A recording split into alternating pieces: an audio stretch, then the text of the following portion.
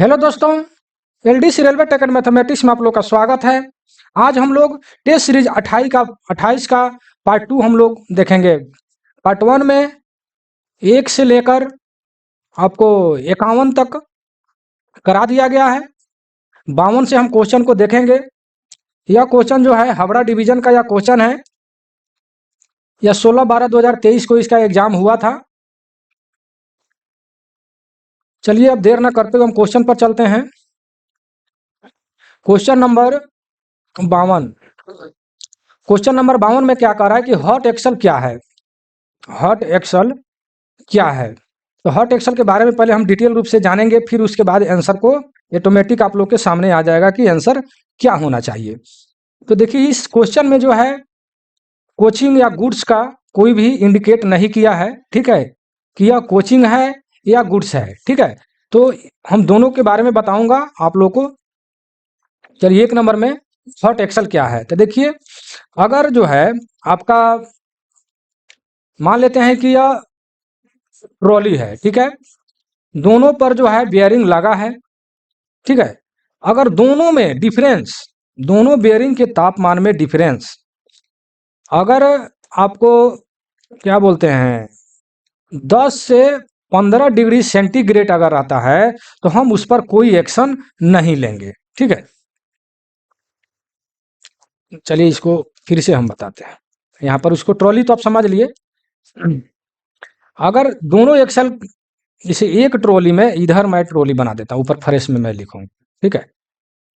दोनों एक्सल के बीच, यानी एक साइड कहीं भी ले लीजिए, एक साइड या इस साइड, दोनों एक्सल के बीच अगर 10 डिग्री सेंटीग्रेड अगर तापमान रहता है तो हम कोई एक्शन नहीं लेंगे, ठीक है।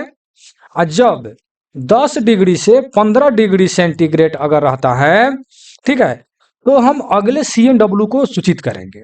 अगले CNW को हम सूचित करेंगे कि इस बेयरिंग का तापमान, इस कोच का, इस एक्सल नंबर का बेयरिंग का तापमान 10 से 15 डिग्री हो गया है, ठीक है। और जब 16 से 20 डिग्री तापमान के अंतर रहे, यहाँ पर हम लिख देते हैं 16 से 20 डिग्री सेंटीग्रेड के जब हम तापमान अगर रहता है तो हम CNW जहां से या पीछे मतलब चेक किया गया था वहां से जो है स्टाफ को बुलाकर हम दिखाएंगे कि आपने कैसे चेक किया था, इतना डिग्री सेंटीग्रेड यह हो गया है, ठीक है ना। अगर 20 डिग्री, इसमें हम दोनों बात बोल सकते हैं कि अगर 16 से 20 डिग्री, अगर कहने का तात्पर्य है कि आपका मतलब एक्सल का तापमान आता है तो हम तो बुलाएंगे ही जो जो इसको चेक किए थे पीछे CNW से, जहां पर चेक किया गया था, ठीक है। अगर वहां ठीक करेंगे उसको, और नहीं तो फिर हम अगले CNW को भी सूचित कर देंगे अगर वो नहीं ठीक कर पाते हैं तो, ठीक है ना। लेकिन यहाँ अगर 20 डिग्री सेंटीग्रेड से अगर अधिक पाया गया अगर बेयरिंग का तापमान, तो उसको जो है उस ट्रॉली से, उस मतलब उस कोच से उस ट्रॉली को मतलब कोई आइसोलेट कर देंगे। आइसोलेट का मतलब है कि अलग कर देंगे, ठीक है। जहां तक विश्वास है कि समझ गए होंगे। 10 डिग्री पर कोई एक्शन नहीं लेंगे। 10 से 15 डिग्री अगर रहता है, क्या रहता है, यानी दोनों बियरिंग के तापमान में अंतर, ठीक है। तो हम अगले CNW को सूचित करेंगे। अगर 16 से 20 डिग्री सेंटीग्रेड अगर हो गया है तो हम जो जहां पर CNW चेक किया गया था पीछे, जहां से गाड़ी आ रहा है, जहां से गाड़ी आ रहा है, तो उसको हम बुलाएंगे और बुला करके उसको मतलब हम चेक करवाएंगे या फिर आगे सूचित कर देंगे। लेकिन 20 डिग्री से अगर अधिक हो गया तो हम उसको आइसोलेट कर देंगे। ये हम बताए क्या चीज का, कोचिंग का, ठीक है ना। कोचिंग स्टॉक का यह कंडीशन है, ठीक है। यहां पर आप लिख लेंगे ऊपर में कोचिंग स्टॉक के लिए, ठीक है। अब हम चलते हैं गुड्स में। इसमें भी अब यहाँ पर मैंने गुड्स पहले ही लिख देता हूं, ठीक है। गुड्स में भी, इसमें भी 3 कंडीशन होता है, ठीक है। जैसे 1 नंबर में अगर हम लिख दें, 1 नंबर में अगर 60 से 65 डिग्री सेंटीग्रेड के अगर बीच अगर रहता है तो नेक्स्ट CNW को हम आएगा, वहां पर अच्छे से चेक किया जाएगा या हम चेक करने के लिए सूचित करेंगे। अगर 60 से 65 डिग्री के बीच अगर आता है तो नेक्स्ट CNW आएगा, वहां पर हम चेक करने के लिए सूचित करेंगे या चेक किया जाएगा, ठीक है। और दूसरा कंडीशन यह होता है कि 65 से 90 डिग्री के अगर बीच रहता है दोनों बेयरिंग का तापमान, तो नेक्स्ट जो है TXR होता है। TXR जहां पर चेक होता है, TXR पॉइंट को होगा, वहां चेक किया जाएगा। और साथ ही सेक्शनल कंट्रोलर को सूचित किया जाएगा। उस सेक्शनल के जितने भी कंट्रोलर हैं उनको सूचित कर किया जाएगा कि इस रूट में जो ये गाड़ी नंबर है या इस गाड़ी नंबर का या इस बोगी का या एक्सल नंबर है, उसको जो है कहने का तात्पर्य है कि उसका तापमान 65 से 90 डिग्री हो गया है। ठीक है, उसको आप मतलब चेक करवाइए। ठीक है, अगर तीसरा कंडीशन में यह होगा कि अगर 90 डिग्री से अगर अधिक हो गया तो इसको हम आइसोलेट कर देंगे, अर्थात ट्रॉली को हम उस कोच कह रहे हैं, गुड्स के जो बैगन है उसे हम अलग कर देंगे। ठीक है, जहां तक विश्वास है कि आप समझ गए। ये तो गुड्स के लिए बताया। 60 से 65 होगा, अगले CNW को सूचित करेंगे। 65 से 90 डिग्री होगा तो अगले TXR पर जहां पर चेक किया जाएगा, और जितने भी सेक्शनल कंट्रोलर होगा, स्टेशन मास्टर होंगे, वो सभी को सूचित कर दिया जाएगा कि हाँ इतना तक यह गर्म हो चुका है। ठीक है, संभव हो तो वहां पर ठीक भी कर सकते हैं, लेकिन 90 डिग्री से अगर अधिक है तो हम गाड़ी से ट्रॉली को आइसोलेट कर देंगे। ठीक है, तो कोचिंग वाला और गुड्स वाला दोनों समझ गए। तो उस हिसाब से देखिए, यहाँ पर आपके यह कोचिंग का दिया हुआ है। ठीक है, उस हिसाब से देखेंगे तो कोचिंग का दिया हुआ है। यहाँ पर B नंबर होगा जब तापमान एक कोच के 2 एक्सल बॉक्स के बीच के अंतर अगर 20 डिग्री से अगर ऊपर है तो उसको हॉट, यहाँ पर का हॉट एक्सल क्या है तो वहां पर उसको हम हॉट एक्सल मानेंगे, या हम मतलब कि उसको ट्रॉली से हम अलग कर देंगे। ठीक है ना, ये आप समझ गए, बॉक्स क्या बोलते हैं, गुड्स का भी समझ गए। लेकिन ये तो हमने समझाया कि एक ही ट्रॉली में 2 एक्सल लगे हैं, वो दोनों बेयरिंग के तापमान में अंतर हमने बताया। ठीक है, लेकिन कोचिंग में एक और होता है कि एक और क्वेश्चन आता है कि एक ही एक्सल पर अगर दोनों बेयरिंग का तापमान, ठीक है, 80 डिग्री अगर हो जाता है तो चलेगा, लेकिन 80 डिग्री से अगर अधिक हो जाए एक ही एक्सल पर, देखिए यहाँ पर 80 दिया है लेकिन आपके जवाब में अंतर है। जब तापमान एक कोच यहाँ पर दे दिया है कोच पर, लेकिन एक ही एक्सल पर अगर दोनों बेयरिंग का तापमान में अगर 80 डिग्री से अगर अधिक मतलब सेंटीग्रेड से अधिक अगर तापमान पाया गया तो हम उसको आइसोलेट कर देंगे। एक ही एक्सल पर मैंने यहाँ पर बात किया है। पीछे जो मैंने समझाया कि एक ट्रॉली में 2 बेयरिंग के तापमान में, और यहाँ पर मैंने समझाया कि एक एक्सल में 2 बेयरिंग के तापमान में अंतर। समझ गए ना, सभी कंडीशन को हमने बता दिया। आपको सबको लिख लेना पड़ेगा। मैं बार बार जब भी वीडियो बनाता हूं तो यही बात बोलता हूं कि वीडियो को रोक रोक करके, और एक क्वेश्चन होगा तो एक क्वेश्चन के आंसर तो लिखेंगे ही, वहां पर अपने कलम के रंग को चेंज करेंगे। ब्लू से लिख रहे हैं तो ब्लैक या रेड ले लेंगे, और नोट लिखेंगे, और नोट लिख कर एरो का चिन्ह बनाएंगे। वहां पर जितने संबंधित क्वेश्चन मैं एक्स्ट्रा जो बताता हूं उसको आप लोग नोट कर लेंगे। ठीक है, चलिए हम नेक्स्ट क्वेश्चन पर बढ़ते हैं। अगर मेरे चैनल पर नए हैं तो लाइक मतलब कि जरूर कर दीजिएगा, और सब्सक्राइब तो 100% ही कर लीजिएगा, क्योंकि मेरे चैनल पर बहुत ही डिटेल में आपको सारे के सारे वीडियो मिलेंगे। चलिए 53 में क्या करें कि BLC वैगन में किस प्रकार के ट्रॉली का उपयोग किया जाता है। ठीक है, किस प्रकार के ट्रॉली का उपयोग किया जाता है, तो यहाँ पर जो है आपको B नंबर जो होगा cast steel bogie type LCF20 यानी 20, यह जो है आपको BLC वैगन में जो है ट्रॉली का उपयोग जो है किया जाता है। ठीक है, जैसे में आप जानते हैं कि ICF में जो है BMBC का प्रयोग किया जाता है, बोगी माउंटेड ब्रेक सिलेंडर का प्रयोग किया जाता है। LHB में फिएट का प्रयोग किया जाता है, फिएट का, ठीक है ना, फिएट का प्रयोग किया जाता है। ठीक उसी प्रकार अगर गुड्स में ऐसे भी और वैगन में ले तो कैसनोव होता है, ठीक है ना, कैसनोव बोगी का हम लोग प्रयोग करते हैं। ठीक उसी प्रकार है कि BLC में किस प्रकार ट्रॉली का प्रयोग करते हैं, तो cast steel bogie type LCCF20, ठीक है ना। तो यहाँ पर ICF का BMBC का, तो BMBC का फुल फॉर्म हो जाता है बोगी माउंटेड ब्रेक सिलेंडर, जिसमें 4 सिलेंडर होते हैं, बाकी एक कोच में, और एक बोगी में जो है 2 होते हैं। यहाँ पर LHB इसका फुल फॉर्म हो जाता है फेब्रिका इटालियन ऑटोमोबाइल डी टोरिनो, ठीक है। तो इसमें जो है एक मतलब बोगी में 4 सिलेंडर होते हैं, और कोच में अगर रहेगा तो 8 सिलेंडर हो जाएगा, ठीक है। अब कैसनो वाला सब तो जान ही रहे हैं, अब नेक्स्ट क्वेश्चन पर चलते हैं। क्वेश्चन चलिए 54 नंबर क्वेश्चन।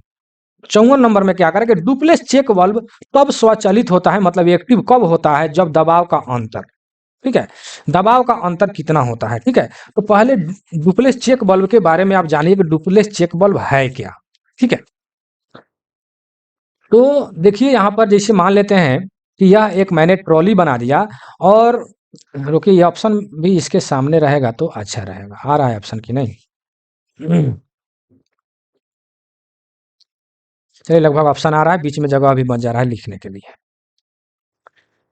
तो जैसे मान लेते हैं कि एयर ट्रॉली हो गया, यहाँ और यहाँ एयर स्प्रिंग लगे होते हैं। आप जानते हैं कि 2 एयर स्प्रिंग एक बोगी में लगा रहता है। तो यहाँ पर 2 एयर बेलों के बीच जो एयर प्रेशर का डिफरेंस होता है, मान लेते हैं कि इसमें और इसमें जो एयर प्रेशर का जो डिफरेंस होता है, उसको सेंस करने के लिए, यानी गाइडलाइन करने के लिए या मेंटेन करने के लिए, जो भी लिख सकते हैं, मैं तो बोलूंगा उसको सेंस करने के लिए डुप्लेस चेक वाल्व का प्रयोग होता है या डुप्लेस चेक वाल्व लगाया जाता है। ठीक है, डुप्लेस चेक वाल्व का कार्य क्या होता है? तो दोनों एयर बेलों के बीच एयर प्रेशर को सेंस करना। ठीक है, जहां भी आंसर देखिएगा थ्योरिकल तो वहां सेंस लिखा हुआ है। क्वेश्चन में ऑप्शन में भी कहीं आ जाए तो सेंस ही आएगा, इसीलिए मैं बोल रहा हूँ सेंस। अपने समझने के लिए, उसको मेंटेन करने के लिए या बराबर करने के लिए, जैसे भी हो आप समझ सकते हैं। ठीक है, लेकिन ऐसे अगर कहें कि डुप्लेस चेक वाल्व का कार्य क्या है, तो 2 एयर बेलों के बीच जो एयर प्रेशर का डिफरेंस होता है, उसको सेंस करने के लिए डुप्लेस चेक वाल्व का प्रयोग किया जाता है। ठीक है, और एक बोगी में जो है 2 एयर मतलब बेलो होता है, एयर स्प्रिंग भी कह सकते हैं। तो उसके लिए एक जो है डुप्लेस चेक वाल्व का प्रयोग किया जाता है। ठीक है, और पूंछ में अगर बात करें तो मान ली पूंछ में एक और यहाँ पर ट्रॉली हो जाएगा, तो फिर यहाँ भी हो जाएगा, तो एक एक मिला करके 2 हो जाएगा, नहीं? ठीक है ना? तो अगर पूंछ में पूछता है तो कितने डुप्लेस चेक बल्ब का प्रयोग होता है, तो पूंछ में 2 हो जाएगा, और बोगी में पूछता है तो 1 होगा। ठीक है, और क्या बोलते हैं, तो डुप्लेस चेक बल्ब का कार्य क्या है कि 2 एयर बेलों के बीच के एयर प्रेशर को सेंस करना, यानी गाइडलाइन करना या बराबर करना। और एक भी और इस बात को जान लीजिए कि अगर दोनों मतलब कि एयर बेलों के बीच में जो एयर प्रेशर का जो अंतर जो होता है, तो जब तक ये दोनों एयर बेलों का प्रेशर समान रूप से ना हो जाए, बराबर ना हो जाए, तब तक डुप्लेस चेक वाल्व एक्टिव रहेगा। ठीक है, एक्टिव रहेगा यानी उसको ठीक ठाक करते रहेगा। लेकिन जहां उसका मेंटेन मतलब बराबर हो गया दोनों का एयर प्रेशर, तो ऑटोमेटिक यह बंद हो जाएगा। ठीक है ना? जहां तक विश्वास है कि आप समझ गए होंगे। तो अब लेकिन आपके क्वेश्चन का आंसर अभी नहीं मिला। ये दाब का अंतर पूछ रहा है। ठीक है ना? तो दाब का अंतर ए नंबर में आप देख रहे हैं कि 1.5 बार से अधिक अगर होता है तब यह जो है एक्टिव हो जाएगा। ठीक है, तो इसका आंसर जो है ए हो जाएगा। ठीक है, चलिए हम नेक्स्ट क्वेश्चन पर चलते हैं। Question number 55। क्वेश्चन नंबर 55 में क्या हो जाएगा, कह रहा है कि गहन सीसी प्रीमियम और शुरू अंत तक, देखिए सीसी रेखा है, प्रीमियम रेखा है, शुरू अंत मतलब इंड, शुरू मतलब इंड, अंत तक यहाँ पर लिखा है ना, इंड टू इंड। ठीक है, शुरू से अंत तक परीक्षण के लिए मानव घंटे कितना होता है। ठीक है, तो इसमें विशेष समझाने की जरूरत नहीं है, इसमें आप खुद ही से देख सकते हैं। ठीक है, तो सीसी रेख के लिए आपको 100 मानव घंटे मैंने क्या बोलते हैं मेन पावर हो जाता है, और क्या बोलते हैं इसको प्रीमियम, प्रीमियम लेग के लिए 75 हो जाएगा, और अंत शुरू से अंत मतलब इन टू इंड के लिए 56 मानव घंटे प्रति रेक हो जाता है। ठीक है, कहने का मतलब फिर से आप क्वेश्चन को पढ़िए कि गहन सीसी प्रीमियम और शुरू से अंत तक, शुरू से अंत तक मतलब इन टू इंड, ठीक है, तक परीक्षण के लिए मानव घंटे निर्दिष्ट, मतलब मानव घंटे कितना लगते हैं, कितना समय लगते हैं उनको परीक्षण करने के लिए आदमी को। ठीक है ना? तो आपको प्रीमियम जो सीसी रेक के लिए आपको 100 घंटे लगते हैं, प्रीमियम के लिए 75 घंटे लगते हैं, इन टू इंड के लिए आपको 56 घंटे लगते हैं। ठीक है, तो ये जो है आप कॉपी में नोट कर लेंगे अलग अलग, ये बहुत ही इंपॉर्टेंट क्वेश्चन। ठीक है, चलिए नेक्स्ट क्वेश्चन पर हम चलते हैं। क्वेश्चन नंबर 56 कह रहा है कि ARMV के साथ निकाले जाने वाले ART सायरन कोड क्या है। ठीक है, उसके लिए सायरन कोड जो है पूछ रहा है। तो देखिए हमने तो इसमें जो है 1 चेक कराया था। ठीक है, देखिए एक बात और, मैं बार बार ये सब नहीं बताऊंगा। मान लेते हैं कि आप लोग को हम टेस्ट लेते हैं, टेस्ट में टाइपिंग करवाने में थोड़ा बहुत अगर मिस हो जाए, कल ही जो है जो मैंने 29वां टेस्ट जो लिया है उसमें 3-4 ऐसा क्वेश्चन है जिसमें आंसर शीट को टाइपिंग करने में जो है मिस कर गया, वो टाइपिंग किया ही नहीं है। ठीक है ना? तो लगभग 44 या 75 कुछ ऐसा नंबर है, ठीक है। तो उसको मैं वीडियो में क्लियर कर दूंगा, टेंशन लेने की बात नहीं है। तो जो मैं वीडियो जब बना देता हूँ उससे आप लोग क्लियर हो जाएंगे, ठीक है। ऐसे भी मैं व्हाट्सएप पर भेज दूंगा आप लोग को वीडियो या जो भी आंसर अगर उस टाइप से हो जाता है तो, ठीक है। तो मैंने ए चेक कराया, लेकिन इसका सही आंसर क्या होगा, बी होगा। 3 लॉन्ग ऑन 1 शॉर्ट होता है, ठीक है। इसका आंसर बी होगा, जो मैंने ए चेक कराया था, ठीक है। तो इसलिए कि मैं तो उसी पीडीएफ में टाइपिंग किया हुआ रहता है, थोड़ा सा इधर उधर हो जाता है, तो इसके लिए कोई बात नहीं है, आप लोग भी अपने सेंस से देख सकते हैं, ठीक है। तो आप समझ ही गए होंगे। नेक्स्ट क्वेश्चन, हावड़ा डिवीजन में मेडिकल रिलीफ ट्रेन को ट्रायल रन एक बार आयोजित किया जाता है। देखिए इसका भी वही हाल हुआ है, इसका 3 होगा, ठीक है ना। इसका जो मैं बोल रहा हूँ उसी पर आप लोग ध्यान दीजिएगा, इसका 3 होगा, 3 मंथ पर होता है, ठीक है ना। हावड़ा डिवीजन में मेडिकल रिलीफ ट्रेन का ट्रायल रन जो है एवरी 3 मंथ पर होता है, यानी क्वार्टरली होता है, ठीक है ना। इसको आप लोग मार लेंगे, ये नहीं होगा। चलिए नेक्स्ट क्वेश्चन पर चलते हैं। क्वेश्चन नंबर 58 कह रहा है कि एआरटी में बीपी और एफपी के रिसाव परीक्षण के समय दबाव स्थिरीकरण कितने समय तक होना चाहिए, ठीक है। तो यह जो है 3 मिनट तक होना चाहिए, ठीक है। यह रटने वाला क्वेश्चन है, आप रट लेंगे। एआरटी में बीपी और एफपी रिसाव परीक्षण के समय दबाव स्थिरीकरण कितने समय तक होना चाहिए, तो 3 मिनट तक होना चाहिए, ठीक है। नेक्स्ट क्वेश्चन पर चलते हैं। क्वेश्चन नंबर 59, ठीक है। कह रहा है कि एलएचबी कोच में कितने प्रकार के डैम्पर्स होते हैं, कितने प्रकार के डैम्पर्स होते हैं। देखिए कितने डैम्पर नहीं, कितने प्रकार के डैम्पर्स, कितने और कितना में अंतर है, ठीक है। तो मैं आपको इसके बारे में डिटेल रूप से मैं बता देता हूं। देखिए एक चारों कोनों पर जो डैम्पर्स जो लगे रहते हैं उसको हम लोग कहते हैं प्राइमरी वर्टिकल डैम्पर। क्या बोलते हैं, प्राइमरी वर्टिकल डैम्पर, ठीक है।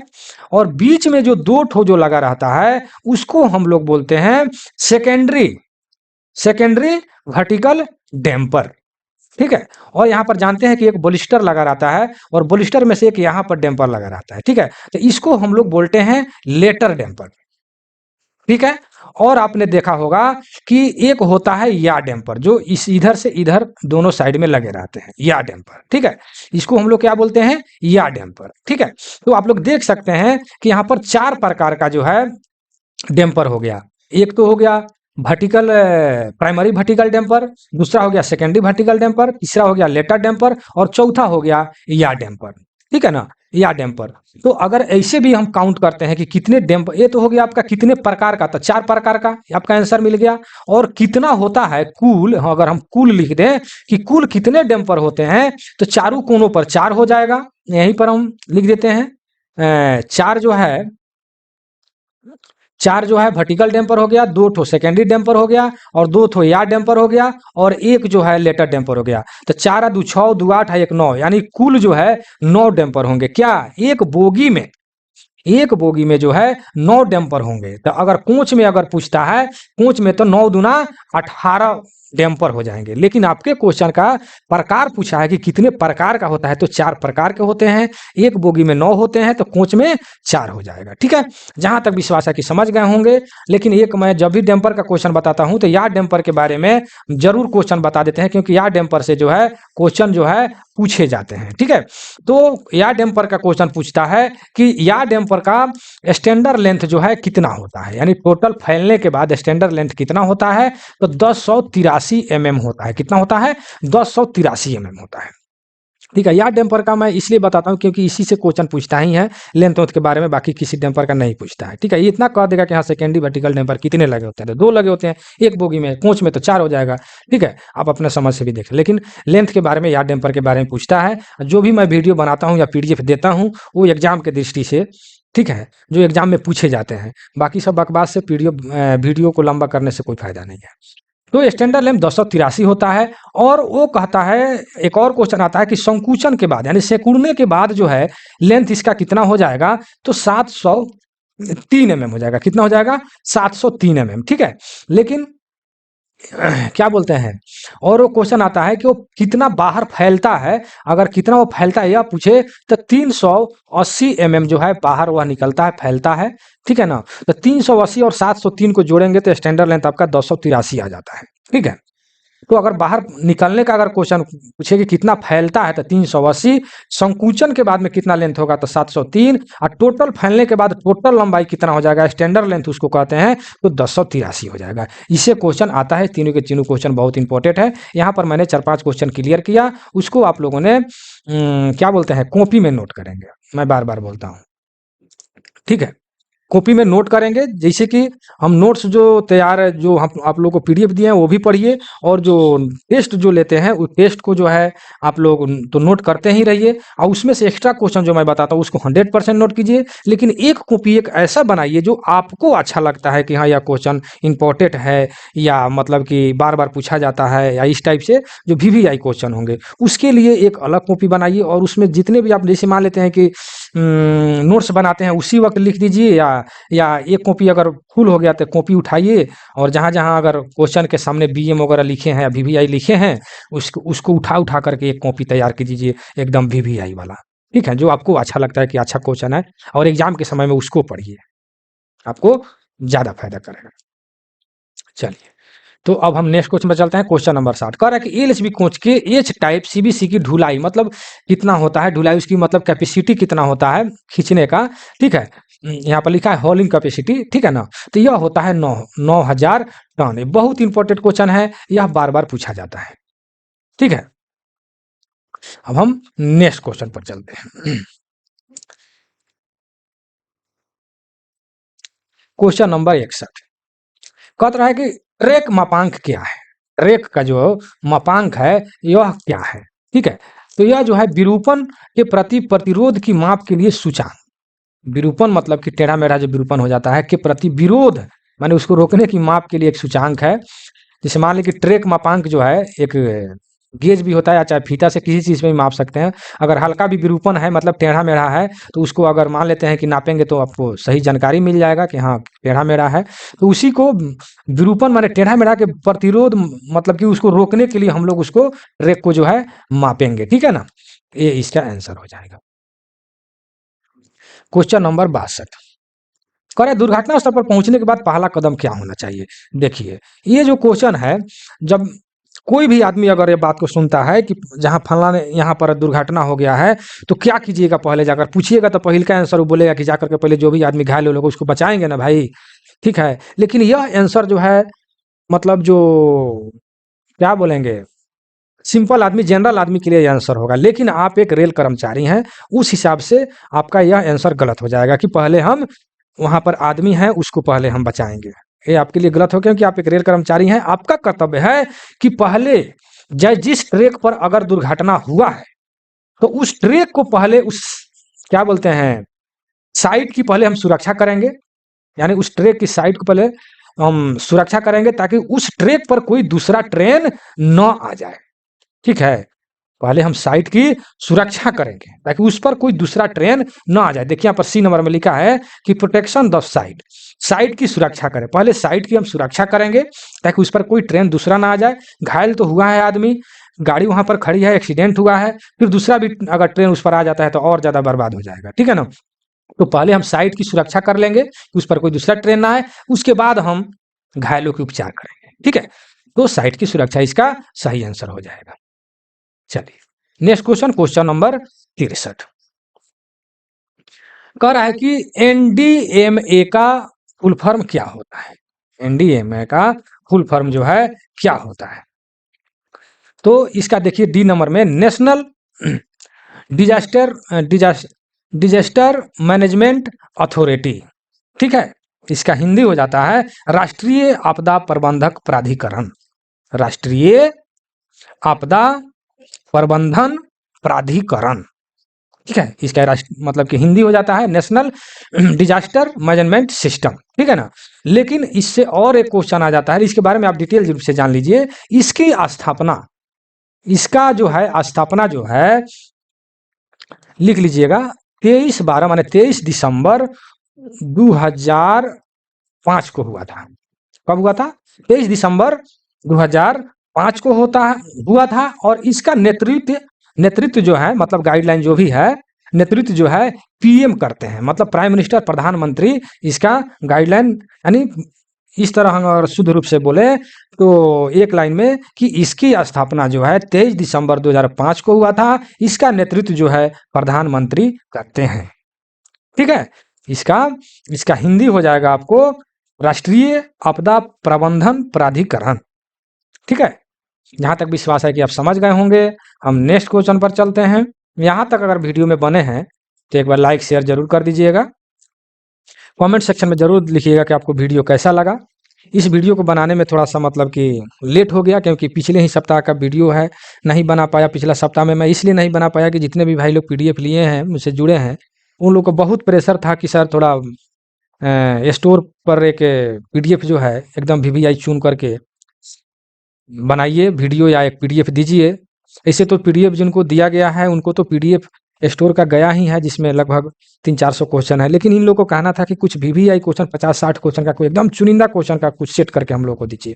तो उस क्वेश्चन को सेट करने में, फिर उसको वीडियो बनाने में, यही सब करने में समय लास्ट हो गया। इसलिए मैं पार्ट 2 जो है 28 का पार्ट 2 पिछला सप्ताह में नहीं बना पाया।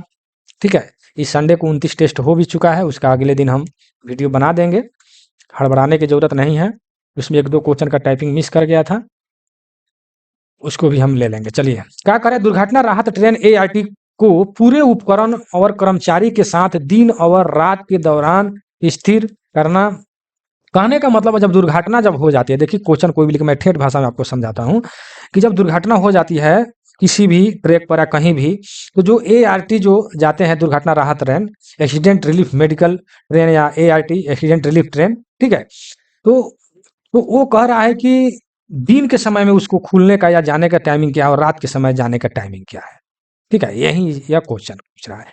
तो अगर दिन में अगर पूछता है तो दिन में जो है 30 मिनट होता है, और रात में जो है 45 मिनट होता है। ठीक है ना, 45 मिनट दिन के समय, अगर मतलब कि इतना देर में 30 मिनट में पहुंचना चाहिए, और रात में 45 मिनट।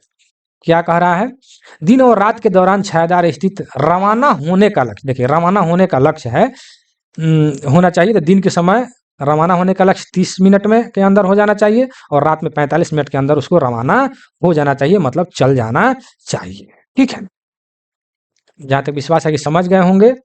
जो आपको ए नंबर में दिया हुआ है 65 नंबर, हम क्वेश्चन पर चलेंगे।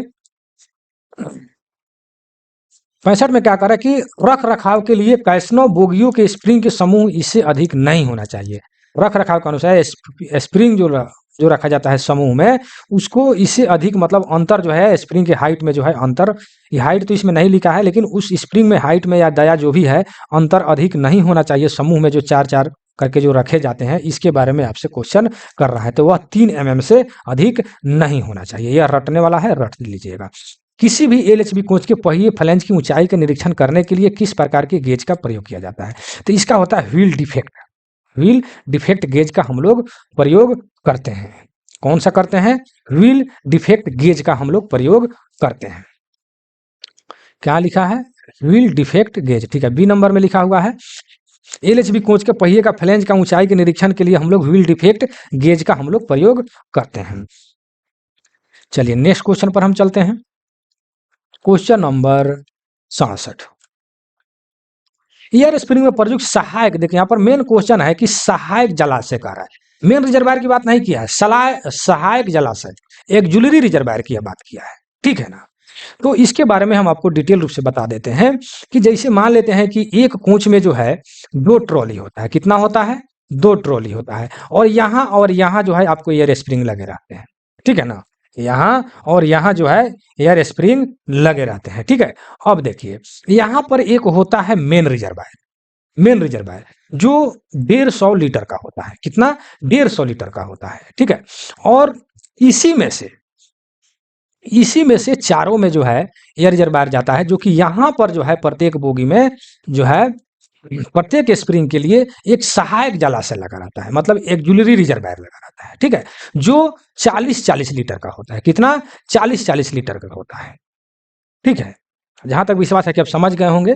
मान लेते हैं कि आपका ये कोच हो गया, तो कोच में जो बोगी लगे रहते हैं, उसमें दोनों बोगी में 2-2 एयर स्प्रिंग लगे रहते हैं, जहां पर एक बीच में जो है यहाँ मेन रिजर्वायर होता है जो 150 लीटर का होता है, और प्रत्येक स्प्रिंग के एयर स्प्रिंग के लिए कहने का तात्पर्य है कि 40-40 लीटर का सहायक जलाशय मतलब एक्जुलरी रिजर्वायर लगे होते हैं, ठीक है ना। जो आपका उस हिसाब से क्वेश्चन का आंसर देखा जाए तो आंसर आपका डी हो जाएगा, ठीक है ना, डी हो जाएगा। तो यह जो है एक्जुलरी रिजर्वायर जो है आपको मतलब एयर स्प्रिंग के लिए हो गया, ठीक है। लेकिन आपका इस टाइप से पूछ दे कि एक्जुलरी रिजर्वायर की क्षमता कितना होता है, डायरेक्ट एक्जुलरी रिजर्वायर की क्षमता कितना होता है, जहां पर एयर स्प्रिंग का अगर नाम नहीं लिखा रहे तो आप देखिए यहाँ पर एयर की क्षमता कितना होता है, तो यह होता है 200 लीटर का, जो ब्रेकिंग पर्पस के लिए प्रयोग किए जाते हैं, टॉयलेट पर्पस के लिए, दोनों के लिए प्रयोग किए जाते हैं। जो ब्रेकिंग पर्पस के लिए 125 लीटर का होता है और टॉयलेट पर्पस के लिए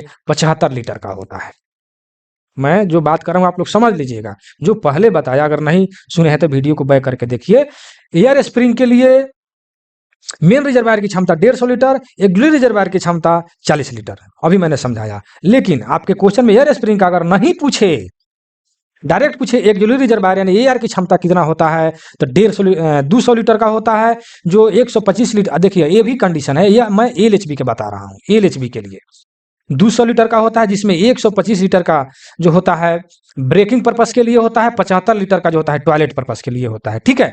लेकिन आईसीएफ में एआर की क्षमता 200 लीटर उसमें भी होता है, लेकिन उसमें एक ही सिलेंडर होता है 200 लीटर का, उसमें 2 सिलेंडर अलग अलग उसको डिवाइड नहीं किया गया है, उसी 200 लीटर से दोनों का अपना काम चलाते हैं, जो भी है ब्रेकिंग पर्पस से टॉयलेट जो भी है उसमें डिवाइड नहीं किया गया। लेकिन एलएचबी में 200 लीटर का होता है, जिसमें 125 लीटर का ब्रेकिंग और 75 लीटर का टॉयलेट पर्पस के लिए होता है। और एयर का प्रेशर जो है क्या बोलते हैं प्रेशर, एफपी, एफपी और एआर, एआर का प्रेशर जो है 6 केजी पर सीएम स्क्वायर होता है, और सीआर माने कंट्रोल रिजर्वायर और बीपी मतलब ब्रेक पाइप का 5 केजी पर सीएम स्क्वायर इसका प्रेशर होता है, ठीक है।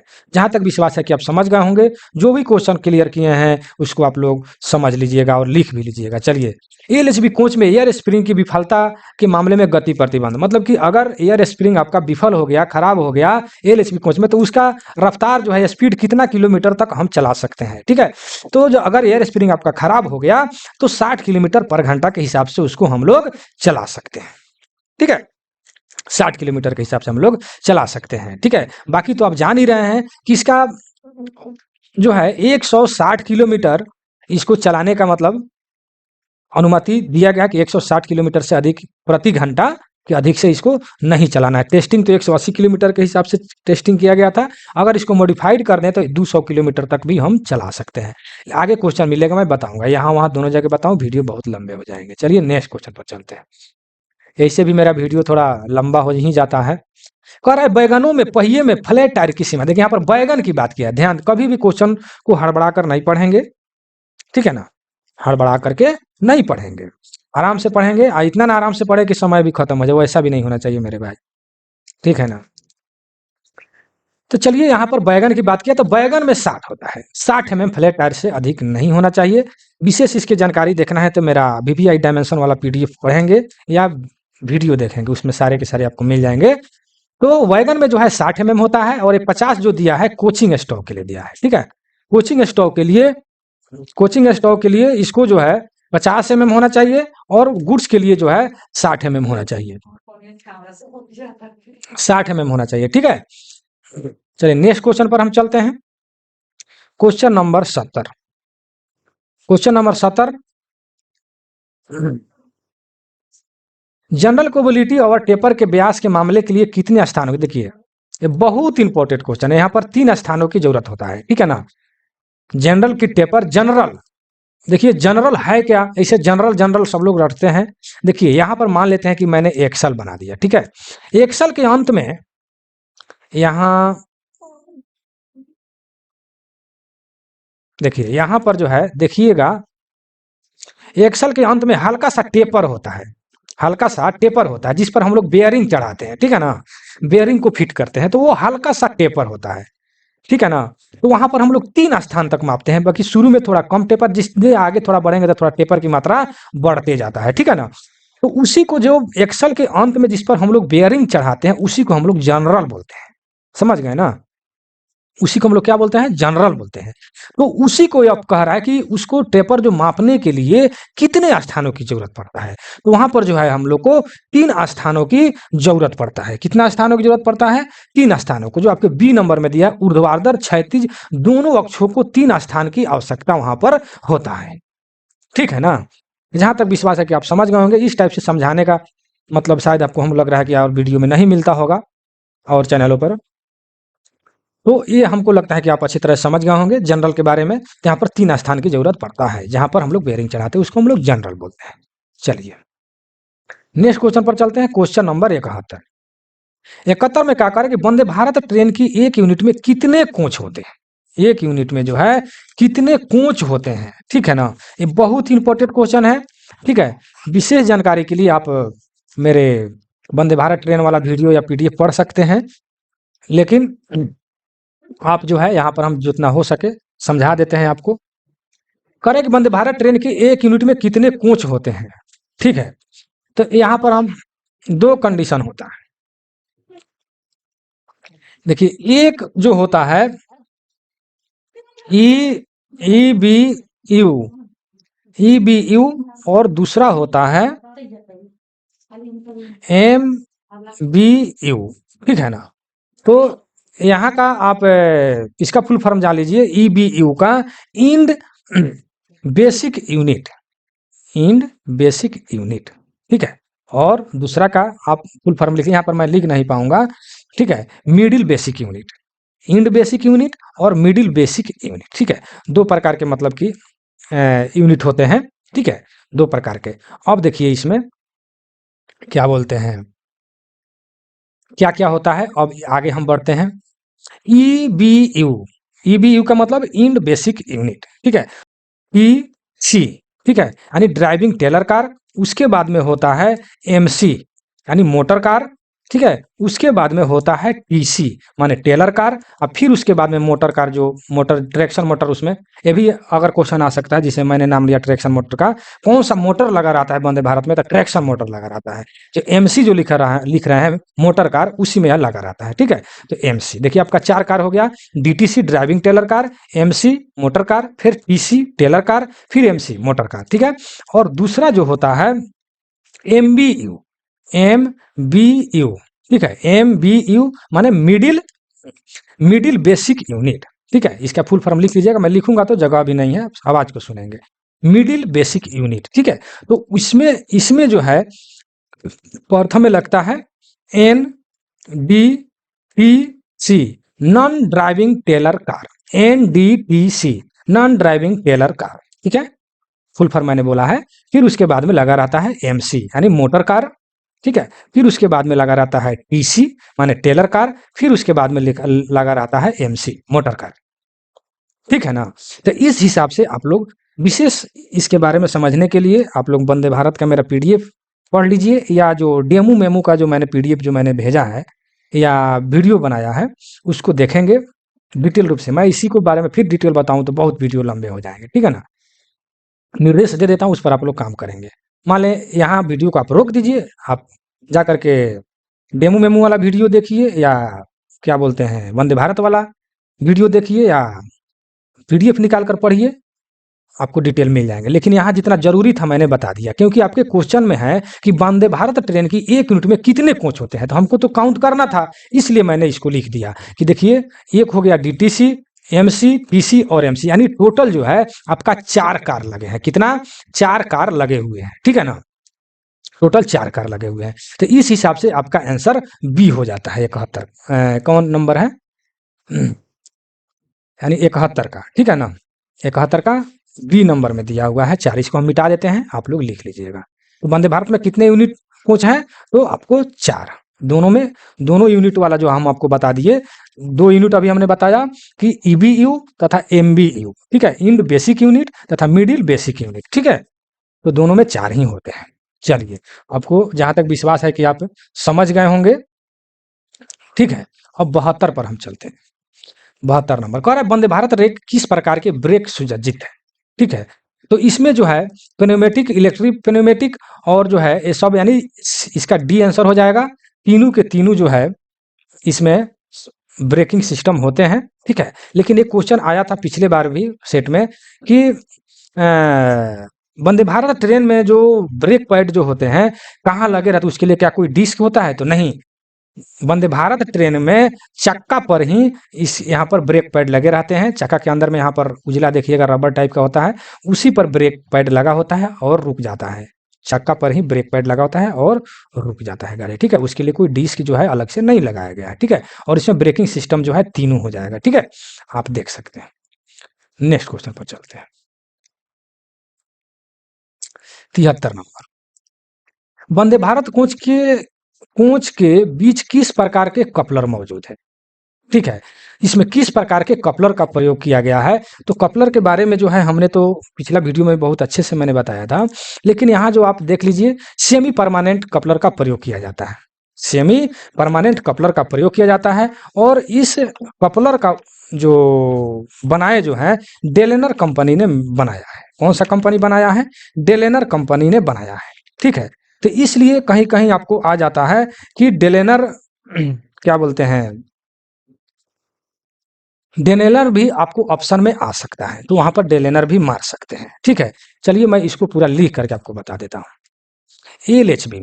एलएचबी में कौन सा कपलर का प्रयोग किया जाता है? एच टाइप सीबीसी का प्रयोग किया जाता है, ठीक है। और गुड्स में किसका प्रयोग किया जाता है? तो ई टाइप सीबीसी का प्रयोग किया जाता है। सीबीसी का मतलब सेंटर बफर कपलर का प्रयोग किया जाता है, ठीक है। और आईसीएफ में किसका प्रयोग किया जाता है? तो स्क्रू कपलिंग का प्रयोग किया जाता है, ठीक है। लिख लीजिएगा सब साथ साथ।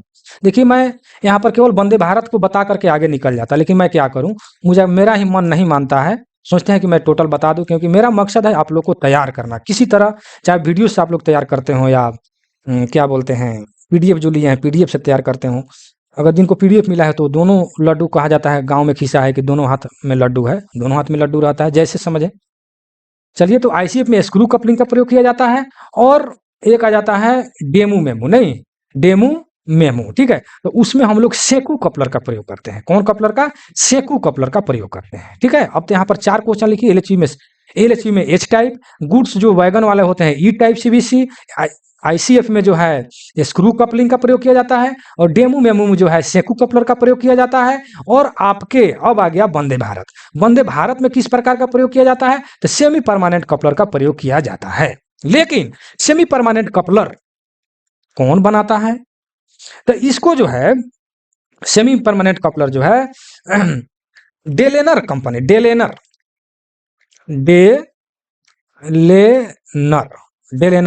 डेलेनर कंपनी ने इसको बनाया है। इसलिए इस कपलर को डेलेनर भी के नाम से भी हम जानते हैं। डेलेनर भी के, मेरे आवाज को सुनकर लिखे, मैं कितना लिखूंगा मेरे भाई, डेलेनर भी के भी नाम से जानते हैं, ठीक है। इसलिए डेलेनर भी के नाम से भी कपलर के नाम से जानते हैं। जहां तक विश्वास है कि समझ गए होंगे, कितना बार बताऊं, ठीक है। तो सेमी परमानेंट या डेलेनर भी कपलर उसे कहते हैं। चलिए नेक्स्ट क्वेश्चन पर चलते हैं। क्वेश्चन नंबर 74 में क्या करें? ट्रेक की स्थिति के बावजूद वंदे भारत कोच की अधिकतम गति क्या है? देखिए ये जो है क्वेश्चन थोड़ा सा फंसाऊ है, ठीक है ना। आप कहिएगा कि सर कैसे फंसाऊ है? हाँ, तो मैं इसलिए कहूंगा कि इसको क्या बोलते हैं, अलग अलग जहां भी देखिएगा आपको मिलेंगे, ठीक है। 74 का मैं यहाँ पर लिख देता हूँ, सब मैं बात बता दूंगा, अपने हिसाब से मारिएगा, ठीक है। तो ट्रेक की स्थिति जो है, ट्रेक के देखिए यहाँ पर आपके क्वेश्चन में ही पहले ही लिख दिया है कि ट्रेक की स्थिति के बावजूद ट्रेक कैसे, उस हिसाब से मान लेते हैं इस रूट के वंदे भारत मैंने मोदी जी ने मान लेते हैं कि शुरू कर दिए, इस ट्रैक पर या वंदे भारत ट्रेन चलेगा, लेकिन वह ट्रैक किस प्रकार का है उस हिसाब से उस वंदे भारत ट्रेन को क्या बोलते हैं, गति को अनुमानित किया गया है या निर्धारित किया गया है कि इतना इस ट्रैक पर इतना ही गति तक चलेगा। क्योंकि उतना फास्ट चलने के लिए यहाँ पर ट्रेन जो है देख रहे हैं, राजधानी सब ट्रैक से नहीं जाती है, राजधानी ट्रेन उसके लिए एक अलग रूट बनाया गया है, क्योंकि उसके ट्रैक जो है अच्छे ढंग से होगा। लेकिन हम जो है किस आधार पर चलेंगे, ये भी सवाल उठता है कि फिर किस आधार पर चलिएगा जब इतना ट्रेन चल रहा है। तो अब जान ही रहे हैं कि दिल्ली से बनारसी जो ट्रेन चलता है प्रथम जो चला था, उसके आधार पर हम चलते हैं। तो आप देख भी सकते हैं कहीं भी थ्योरी में भी या गूगल पर या कहीं भी कि जो बनारसी से जो दिल्ली जो चला उस आधार पर हम चलेंगे, तो उस आधार पर जो है 130 किलोमीटर हो जाएगा। मतलब ट्रैक की स्थिति के बावजूद वंदे भारत कोच की अधिकतम गति क्षमता क्या है, 130 किलोमीटर बाई ऑप्शन के अनुसार हम मार देंगे। किस आधार पर हम मार रहे हैं, दिल्ली से बनारसी, वह ट्रैक थोड़ा अच्छा खासा है, तो 130 किलोमीटर होगा, ठीक है ना। लेकिन जब आप थ्योरी में देखिएगा या बुक में या और भी जगह, तो वहां पर चलाने के लिए तो हम 180 किलोमीटर के पर घंटा के हिसाब से भी हम चला सकते हैं, ठीक है। लेकिन हम जो है हम 130 जो मारे हैं दिल्ली टू बनारसी रूट के हिसाब पर आधार पर मारे हैं या चेक कराए हैं जो टेस्ट में लिया गया है। लेकिन आप देखते हैं कि जब आईसीएफ एलएचबी में जो भी आप जान रहे हैं कि एलएचबी का 160 किलोमीटर के हिसाब से चलाना है, लेकिन जब आप अपने घर जाते हैं अपने स्टेशन से, तो जब क्या बोलते हैं चाल बराबर दूरी बटा समय निकालिएगा कि कितने चाल से हम आए, औसत चाल अगर निकालिएगा तो 40-45 किलोमीटर ही आएगा, कि 40-45 किलोमीटर। मान लीजिए बीच बीच में गाड़ी रुकती है, फिर स्पीड पकड़ती है, रुकती है, तो उस तरह अगर औसत चाल निकालेंगे तो 40-45-50 किलोमीटर, इससे ज़्यादा नहीं आता है लगभग में, मतलब मैं लगभग बता रहा हूँ,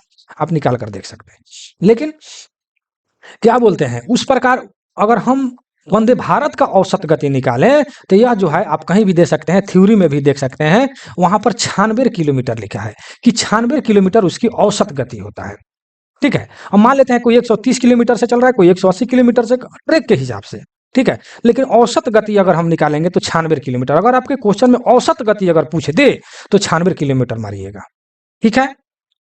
अधिकतम अगर पूछता है तो 130 ही मारिएगा, कहीं कहीं 160 भी कोई चेक करा रहा है, जो भी है। लेकिन इसलिए मैंने सब बात बता दिया, आप अपने हिसाब से काम करेंगे, ठीक है। मैंने 130 दिल्ली बनारसी रूट के आधार पर मैंने मारा है, कहीं कहीं 180 भी मिल सकता है, 160 भी मिल सकता है, और औसत गति 96, जो आपको इच्छा हो कीजिए, मैंने सब बात बता दिया। चलिए नेक्स्ट क्वेश्चन पर चलते हैं, क्वेश्चन नंबर 75। देखिए ट्रैक की स्थिति के बावजूद एलएचबी कोच की अधिकतम, यहाँ पर देखिए एलएचबी की बात बताया, ठीक है। तो एलएचबी के जो है आपको 160 किलोमीटर के हिसाब से उसको हम चलाने का मतलब अनुमति दिया गया है। लेकिन 160 किलोमीटर, देखिए 160 किलोमीटर से हम 200 किलोमीटर पर घंटा के हिसाब से इसको मतलब कि मिलेगा आपको आंसर में, ठीक है। लेकिन कब मिलेगा, 160 किलोमीटर चलाने का अनुमति है, लेकिन इसको मॉडिफाइड करके 200 किलोमीटर पर घंटा तक हम चला सकते हैं। लेकिन जब इसको ट्रैक पर लाया गया तो टेस्टिंग के लिए 180 किलोमीटर पर घंटा के हिसाब से चलाकर टेस्ट किया गया, ठीक है। लेकिन हम 160 ट्रैक को देखते हुए 160 किलोमीटर इसको हम निर्धारित किए, ठीक है ना। तो जहां तक विश्वास है कि समझ गए होंगे, ये तो रनिंग क्वेश्चन है, आप जानते हैं। चलिए 76 नंबर क्वेश्चन पर चलते हैं। 76 नंबर में क्या कह रहा है कि साइकोमेट्रिक चार्ट का उपयोग किसके लिए किया जाता है, इसका चार्ट का उपयोग जो है हम किस लिए करते हैं, ये बात आपसे किया है, ठीक है। तो ए नंबर में देखिए कि थर्मल प्रोपेक्टस ऑफ एयर, माने वायु के तापीय गुण को, मतलब इस चार्ट को मापने के लिए हम साइकोमेट्रिक चार्ट का उपयोग करते हैं। इसका ऑप्शन नंबर ए हो जाएगा, रट लीजिएगा इसको। नेक्स्ट क्वेश्चन 77 नंबर 77 देखिए जो है थोड़ा सा एथी का आ गया, इसमें तो मैथ है, इस सब में थोड़ा समय ज़्यादा लगता है मेरे भाई, ठीक है। लेकिन अब क्या कीजिएगा, जब क्वेश्चन आए तो बनाना ही पड़ेगा, ठीक है ना। तो कह रहा है कि ऐसा कहा जाता है कि ध्वनि लगभग 1100 फीट प्रति सेकंड की गति से हवा में यात्रा करती है। एक आदमी कुल्हाड़ी को पेड़ से काटते हुए सुनता है और 11/5 सेकंड के बाद वह देखता है कि कुल्हाड़ी पेड़ से टकरा रही है, ठीक है ना। देखिए यहाँ पर कट गया है, पेड़ से टकरा रही है लिखा है। तो वह आदमी काटने वाली मशीन से कितना दूर है, या दूरी पूछ रहा है, ठीक है, डिस्टेंस पूछ रहा है, ठीक है। डिस्टेंस मतलब दूरी बराबर क्या होता है, स्पीड गुने टाइम, यानी स्पीड गुने टाइम, ठीक है ना, स्पीड गुने टाइम, ठीक है। तो स्पीड गुने टाइम जो है आप निकाल सकते हैं, कितना है 1100 फीट प्रति सेकंड की गति से, ठीक है। तो आप 1100 गुने कितना सेकंड बाद वह एथी करता है, टाइमिंग है 11/5, ठीक है ना। अब इसको आप काट लीजिए, ठीक है, इसको काट दीजिए, 5 दूनी 10, 5 दूनी 10, 0, ठीक है ना। यानी इसको जब गुना कीजिएगा 220 में 11 से जब गुना कीजिएगा तो आपको आ जाएगा कितना, 24-20 आ जाएगा, ठीक है ना। गुना कीजिएगा, देख ना रहे हैं, 11 दूनी 22, 11 दूनी 22 दू 24 के 4, इस तरह आप गुना कर सकते हैं। 11 में जब 2 से गुना तो 11 दूनी 22 के 2 हाथ में लगा दूं, 11 दूनी 22 दू 24, ठीक है, 0 एगो रख लीजिए, ठीक है ना। मुजबानी भी गुना करने का सीखिए, ठीक है ना। चलिए, तो ये आपका आंसर आपका हो जाता है, ठीक है ना। थोड़ा इसमें टाइम तो थोड़ा ज़्यादा लगेगा, कॉल भी आ गया है कहीं जाने के लिए, चलिए देखते हैं।